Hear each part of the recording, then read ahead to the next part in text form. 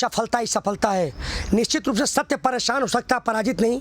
मेरी भारतीय सभ्यता संस्कृति कहती है कि सत्य के लड़ेंगे तो जीतेंगे, और ये शुरू से ही परिलक्षित हो गया। जिस प्रकार से सत्य की लड़ाई हो रही थी, एक तरफ रावण की सेना खड़ी थी, एक राम की सेना खड़ी थी, उसमें अभी तक राम को भी ऐसे ही परिणाम मिलता रहा।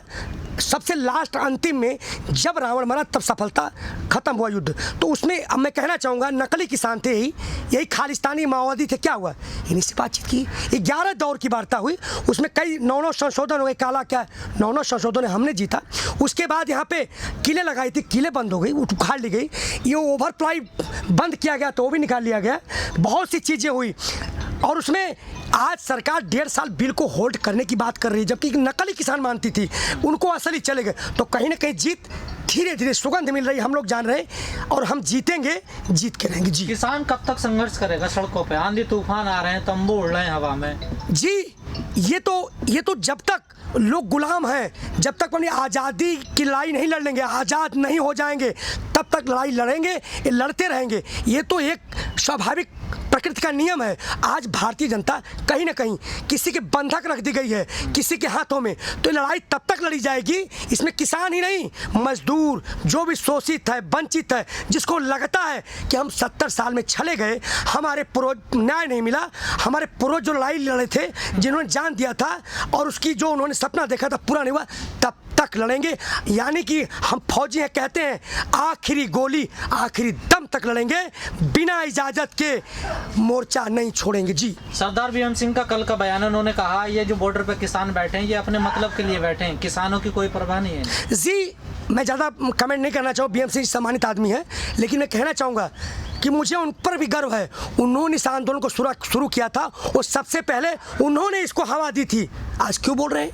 निश्चित तो कोई परेशानी होगी, वो बताएं। लेकिन जो सबसे बड़ा प्रमाण है, इस आंदोलन को जो एमएसपी की मांग थी और बाहर कम मूल्य पर कोई लेगा, सजा का प्रावधान हो, भीम सिंह ने ही उठाया था मुद्दा, उन्होंने संगठित किया। आज क्यों बोल रहे हैं, उससे पूछिए। उन्होंने कहा कि 26 तारीख को हम लोग भटक गए थे, हमें दिल्ली नहीं जाना था, ये हमारी बहुत बड़ी गलती थी। जी, वो भी उस समिति में थे, वो भी सदस्य थे, वो भी समिति में सदस्य थे उसके। वो सोचना चाहिए क्यों ऐसा हुआ, तो इस पर चिंतन करने की बात है। दीप से दुख कौन? जब परिंदा पर नहीं मार सकता, वो जानते सुरक्षाकर्मी नहीं है, तो फिर लाल किले में कैसे ऐसी बड़ी घटना हुई, वो भी 26 जनवरी के दिन? तो हमारा देश सुरक्षित क्या है? हम कहते हैं कि मैं एक सुरक्षाकर्मी हूँ, मैं जानता हूँ अगर यहाँ फेल हो जाऊँगा। दिल्ली पुलिस फेलियर थी, जब इतने लोगों को नहीं संभाल सकती थी तो जिम्मेदारी क्यों लिया? रास्ता भटकना लाजमी था, कहीं मैं खुद उसमें था। हर जब 50 ट्रैक्टर गुजरते थे, रास्ता डाइवर्ट किया जाता। वीडियो रिकॉर्डिंग देख लें, इसमें किसानों कोई दोष नहीं है। जो जहाँ दिल्ली पुलिस ले गई वहाँ गया, उसमें कौन कौन गया, कहाँ से गया, इतने बड़े रूट में, उनकी वो समीक्षा ना करें।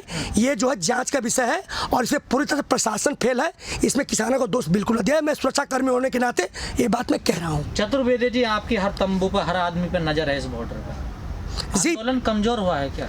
नहीं, आंदोलन मजबूत हुआ उस स्थिति में है कि हम, देखिए, इसलिए नजर है कि परिंदा पर न मार सके। इस सरकार ने शुरू से ही हमें खालिस्तानी, पाकिस्तानी, आंदोलनजीवी, जमाती, पता नहीं क्या क्या कहा, नकली किसान का। हम सावधान हैं, हमें 26 तारीख का तोहमत लगाया, जबकि जांच का विषय था, जांच चल रही है टिकरी बॉर्डर पे। उन्होंने हमें भी वहाँ पे प्रमाण पत्र दिया, जबकि न्यायपालिका काम कर रही है। तो कहीं ना कहीं हम सशंकित हैं, हम उनकी भावनाओं को जानते हैं कि कितने कुत्सित है, कितने निर्मम है कि यहाँ 400 किसानों की शहादत हुई लेकिन शिकन न हुई। इसलिए हम यहाँ नज़र रखे हुए हैं कि किसी प्रकार का हमला, किसी प्रकार का ऐसा कोई चाल न चले। और मैं सुरक्षाकर्मी होने के नाते, मैं जो सुरक्षा की जिम्मेदारी दी गई है, मैं पल पल हर व्यक्ति पर नज़र रखता हूँ, लेकिन उनको किसी प्रकार का कष्ट न हो, कोई दिक्कत न हो, रखते हुए मैं नज़रों से भाप रहा हूँ कि 31 साल मैंने सेवा करी है। और फिर बॉर्डर पे जहाँ अंदरूनी और बाहर के दोनों मामले होते हैं, तो हमारी नज़र रहेगी। अब हम बहुत विश्व स्तरीय स्तर पहुँच चुके हैं। हमारा इतिहास बना के जाओगे, इतिहास बन के जाओगे? निश्चित रूप से हमेशा जब जिस ओर जवानी चलती है उस ओर जमाना चलता है। उस देश की सरहद को कोई छू नहीं सकता जिस देश की सरहद की निगहबान हो जवान और किसान। दिल में बुलबुलें हो तो आसमां को झुकते देखा है, अहो बाजुओं में दमखम तो पहाड़ों को हिलते देखा है, नहीं चूम लेती मंजिलें यूं ही किसी के कदमों को, तूफा ये जोशो तमन्नाओं में मुश्किलों को ढलते देखा है, मुश्किलों को ढलते देखा है। जब हमारे पास अस्त्र नहीं थे, शस्त्र नहीं थे, जब अंग्रेजों के ज़मानों में उनके राज्य में सूर्यास्त नहीं होता था, बिना खड़क बिन ढाल साबरमती के संत तूने कर दिया कमाल, हमने अंग्रेजों को भगा दिया। ये क्या चीज़ है? इतिहास बना के जाएंगे, हिंदुस्तान की दशा और दिशा तय करके जाएंगे। 70 साल हमारे कांधे पे हल था, हमारे समस्याओं का हल नहीं। फिर भारतीय संसद मौन है, एक आदमी रोटी बेलता है, एक आदमी रोटी खालता है, एक आदमी रोटी से खेलता है, फिर भी भारतीय संसद मौन है। हम इतिहास बना के जाएंगे जी। चतुर्वेदी जी, एक सवाल खड़ा होता है कि जो नेता हैं, किसान नेता, वो तो गाड़ियों से आते हैं और चले जाते हैं, वो कभी बॉर्डर पर नहीं सोते, लेकिन जो आम किसान है ना, वो तो फंस गया ना। देखिए, ये आपकी समीक्षा का विषय है, लेकिन यहाँ पर भारी तादाद किसकी है? निश्चित रूप से आप देख सकते हो किसान, लेकिन मैं सुरक्षा के लिए, अगर मेरा यहाँ घर है, मैं बनारस से आया हूँ, अगर मेरी व्यवस्था है तो मैं जा सकता हूँ, कोई दिक्कत किसी को नहीं। सवाल नहीं खड़ा करना चाहिए कौन कहाँ जा रहा है, उससे मतलब नहीं रखा जाए। आंदोलन के प्रति कौन कितना समर्पित है। जब भी कोई यहाँ कॉल होती है, सबसे पहले हमारे नेता खड़े होते हैं, उनके पीछे हम खड़े होते हैं, लेकिन सोना खाना पीना उठना बैठना इस पे नज़र क्यों? आंदोलन पर रखिए। मछली क्या आंख पे नजर है हमारी, कौन कहाँ सोता है उससे मतलब एक कॉल के ऊपर। समर्पित तो वही किसान है, वो तो चाहता है ना मसला जल्दी से जल्दी हल हो। आप ये तो लंबा खिंचता जा रहा है। आप एक बात, वो किसान तो चाहता है कि जल्दी से एक क्लियर और कर दो। आपको कहने का मतलब है, जो सिपाही सरहद पे लड़ता है, क्या वही सबसे महत्वपूर्ण, सबसे मतलब वही ठीक है? और जितने उसके ऊपर अधिकारी हैं, क्या उनका कोई प्लानिंग? लेकिन वहाँ भी मैं कहना चाहता हूँ, यही तो भारतीय सभ्यता संस्कृति, वहाँ भी अधिकारी, आपका एसपी साहब कहाँ है? बंगले में सोते हैं। सिपाही कहाँ ड्यूटी करता है? 12 घंटे धूप के नीचे। आप क्या कहेंगे, एसपी नहीं रहना चाहिए? डीएम वहाँ रहता है, उसका बाबू लेखपाल है, कानून को कहाँ काम करता है? क्षेत्र में करता है। तो कहीं ना कहीं सबकी जवाबदारी है, उसके हिसाब से उसकी भूमिका है, वो क्या कर रहा है क्या नहीं कर, लेकिन आंदोलन के प्रति, शासन के प्रति समर्पित है, वो सही है।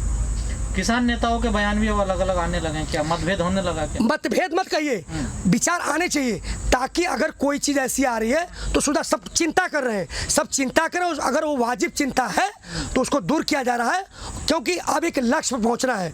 उस समय सब लोग इकट्ठे हुए थे, अभी एक मंच बना है, सब लोग अपनी बातें कह सकते हैं। भारतीय लोकतंत्र में सबको कहने का अधिकार है। देखिए, पार्टी में लोग कह रहे हैं, भारतीय जनता पार्टी में भी लोग किसानों की बात भी कर रहे हैं, राजनाथ सिंह ने कहा, कई नेताओं ने कहा। इससे कोई मतलब नहीं कि भारतीय जनता पार्टी के खिलाफ है, आप अपनी बात कह सकते हैं। लगता है यही भारतीय लोकतंत्र की खूबसूरती है। पर आंदोलन में सब लोग अपनी बात नहीं कह सकते, पाबंदी लगाई जा रही है। ऐसा कुछ नहीं है, कुछ लोग होंगे, चंद लोग, हर जगह होते हैं। 5 उंगलियां बराबर नहीं होती। एक पेट से एक बाप से 3 बच्चे जन्म लेते हैं, तीनों की सोच अलग होती है, एक ही माहौल पलते हैं। तो कहीं ना कहीं अगर 1-2 घटनाएं घट जाती है तो उससे बिल्कुल अंदाजा न लगाया जाए कि पूरे आंदोलन के लोग गलत हैं। जैसे कि किसी संगठन, पुलिस में हो चाहे आर्मी में हो, कोई गलत भी कर दिया तो पूरी आर्मी, पूरी पुलिस गलत नहीं है। अगर कोई सांसद गलत काम करता है, पूरी भारतीय सांसद गलत नहीं है। ऐसा मत दिया जाए, ये ठीकरा ना फोड़ा जाए। हम लोग है ना गार्जियन, हम लोग जो हमारी समिति है, आइए 10 बजे मीटिंग होती है भारतीय किसान यूनियन का, आप आइए, बात रखिए, आपकी स्वागतम है। 10 बजे ठीक भारत संयुक्त किसान मोर्चा का एक मीटिंग हॉल है, वहाँ कोई भी अपनी बात रख सकता है, वहाँ पे जाके, जो हुजूर साहब के लंगर के बगल में। जी, एक आखिरी सवाल है चतुर्वेदी जी आपसे, जब सरकार आपको खालिस्तानी पाकिस्तानी जन क्या क्या ना कह रही थी, तब तो सरकार आपसे बातचीत कर रही थी, बातचीत का दौर चल रहा था।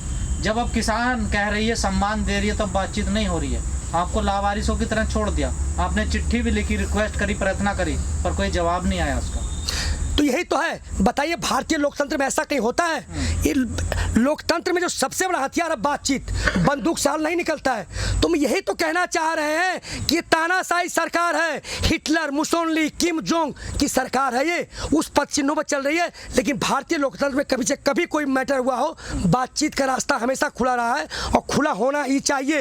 ये रिश्ते जो तलखी आ गई है, ये बातचीत के बर्फ से ही पिघलेगी। और यही हम कहना चाहते हैं उन्होंने कहा था कि जो है एक फ़ोन कॉल किसके पास करें, वो फ़ोन कौन सा है, उस समिति में लोग कौन बैठेंगे, क्यों नहीं आ रही। लेकिन आप देखेंगे, मैंने कहा था कि बंगाल में भारतीय जनता पार्टी हार रही है।